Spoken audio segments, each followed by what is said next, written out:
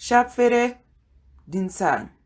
What's happening, guys? Welcome back to Shapfere Dinsang, and I am your host with the most, Nalibito Lakakunumbulelo, and I thank you so much for tuning in to today's video or episode or whatever you want to call it.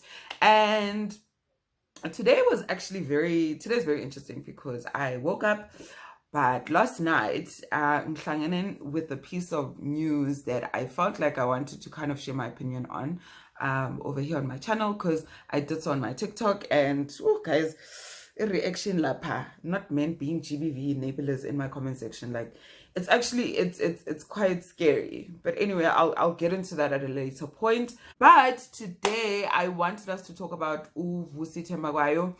Vusi Thembekwayo is a businessman. He is a global motivational, okay, not motivational speaker, but he's a global speaker. He's also one of the judges on Dragon's Den, which is almost like kind of those programs where they invest money. Would you call that a venture capitalist? Ne? Yeah, basically. So that's basically what he does, and we all know Vusi for his posh accent and, you know, his famous line of him saying to the president, "Man the fuck up, man the fuck up." That guy, that is Vusi Thembekwayo. So Vusi is very, very private. He doesn't really, you know, talk about his family. Okay, not really talk about them, but rather showing his family off in the media or in the spotlight.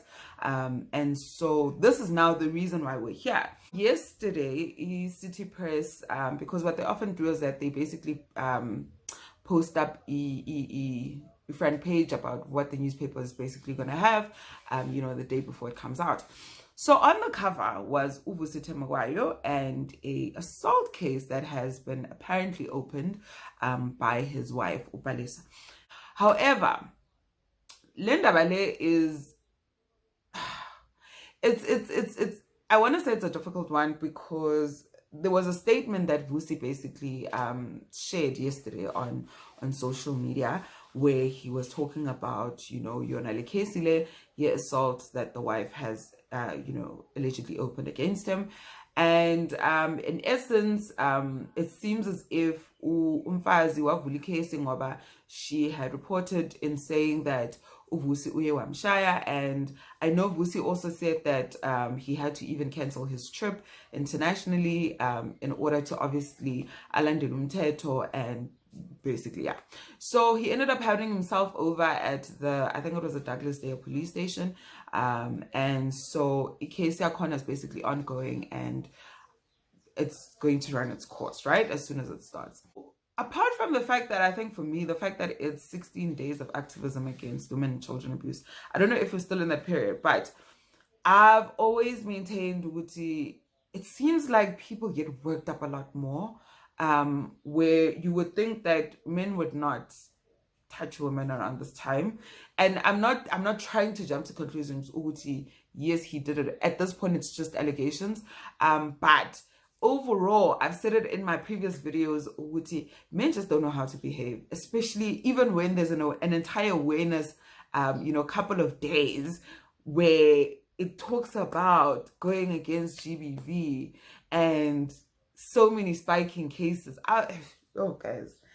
Like, anxiety, honestly, I don't know what the remedy is at this point in South Africa when it comes to abuse, but Satin. So Vusi yesterday decided to get ahead of the story, because obviously he knows if Sunday World is going to release such a story about him, every other publication out there is going to do something, and much like us, we're obviously going to talk about it.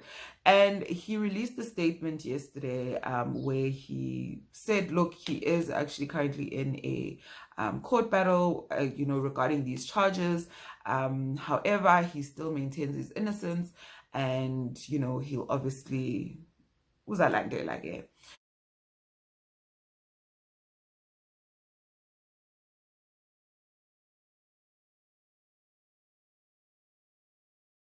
One of the things, I wouldn't have had an issue with that statement, right, had he not mentioned his wife's substance abuse. Because more than anything, abafazi, to a certain extent, we've seen it time and time again where when women are being abused, they turn to substance abuse, whether it's alcohol, whether it's drugs, because that's what helps them deal with that pain. And I'm not here to say, oh, okay, I know the wife, whatever the case is. But that's how people generally cope when they are in the situations that they're in. So we can't also ignore the fact that what would have led her to being in that position. There's so many reasons, and one of those could actually just also be substance abuse. But why do you feel the need to mention it in your statement? Like, why was that necessary? Because for me, I also just feel like you're gaslighting your own wife. You are basically insinuating that no, because she's she's obviously embroiled in this whole substance abuse situation, and she may have just woken up and decided to just open charges against me, you know?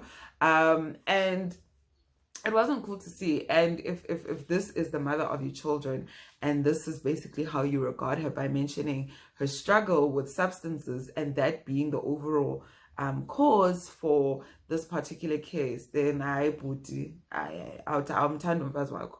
Like, awumthandi, because that's not how it's supposed to be sorted out, bruh. And you know what had me thinking, and apart from the fact that, yeah, there's not really a lot of information regarding this particular case, but when I posted in Acacia Corner on my TikTok, I literally didn't even say anything. I just put up that front page image.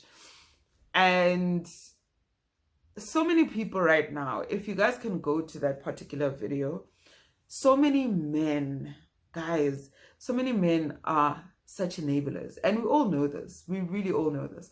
And for the mere case, umuntu zoti, mara why he's not perfect. I mean, nobody said he's perfect, but the reality is that you would expect him to be a lot smarter, if, of course, he's done it. But at this point, allegations, you guys can't keep assuming that just because umuntu speaks a certain way, articulates himself a certain way, that he's not also immune to actually abusing someone within his life. No, that's not how it works. GBV affects everyone, whether you're rich, whether you're poor, whether you learn it, whether you're not. And we need to start getting rid of this mentality, because it's a lot of men who are still not understanding what GBV actually is.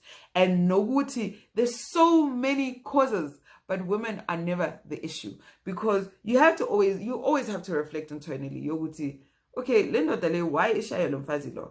Why does it always have to be an external, external blame, where it's like, okay, maybe umfazi wins so, maybe umfazi wins so. What if actually indoda yiyo in a fragile ego la, and then yena bekangathandi the way umfazi akhona bekakhuluma naye akhona. That is the reason why he ended up doing what he did. I can't. The fact that we live among such men in our society is actually just appalling. It's quite disappointing, if anything. And I wouldn't even want to firstly date someone who thinks like that, let alone actually get married to them, because men will come up with the lamest of excuses on why another man has basically hit umfazi wakhe. And that is a conversation that we're not ready for, because men are just not trying to listen to us. So yeah, I'm really, I'm definitely going to be following up on the case, but also giving you guys updates on, what is then, done, and how the verdict basically is. But as you guys know, we live in South Africa, so these cases definitely will take a while.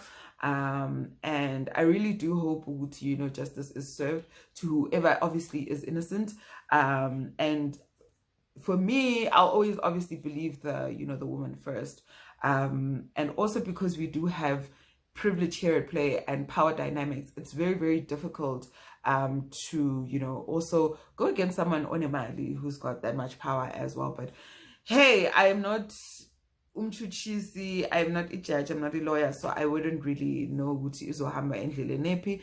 But I really do hope that, if, this is true, that, the wife also gets all the help that she also needs through the abuse that she's allegedly experienced, or through her substance abuse as well.